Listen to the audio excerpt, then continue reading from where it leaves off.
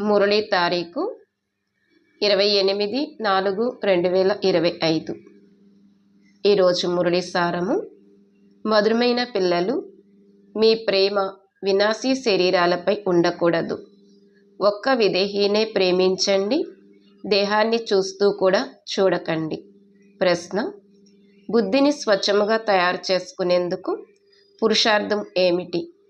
స్వచ్ఛమైన బుద్ధి యొక్క గుర్తులు ఏమిటి? జవాబు: దేహీ అభిమానులుగా అవ్వడము ద్వారానే బుద్ధి స్వచ్ఛముగా అవుతుంది.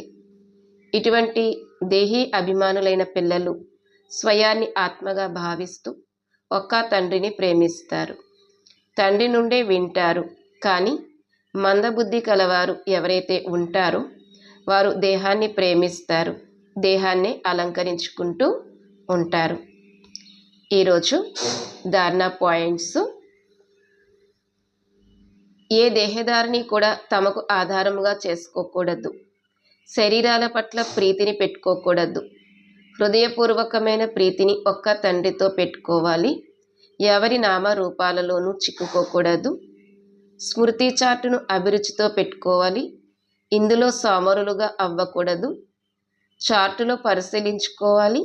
నా బుద్ధి ఎవరి వైపుకైనా వెళ్తుందా? ఎంత సమయం వృధా చేస్తున్నాను? సుఖమిచ్చే తండ్రి ఎంత సమయం స్మృతిలో ఉంటున్నారు?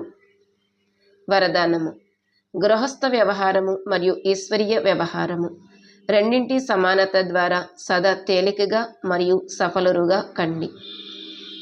వరదానం యొక్క వివరణ: పిల్లలందరికీ శరీర నిర్వహణ మరియు ఆత్మ నిర్వహణ అనే డబల్ సేవ లభించింది. కానీ రెండు సేవలలోనూ సమయము మరియు శక్తుల యొక్క సమానమైన అటెన్షన్ కావాలి. ఒకవేళ శ్రీమతం అనే ముళ్ళు సరిగ్గా ఉన్నట్లయితే రెండు వైపులా సమానంగా ఉంటుంది. కానీ గృహస్థము అన్న పదము అనడంతోనే గృహస్థులుగా అయిపోతారు. అప్పుడు సాకులు మొదలవుతాయి.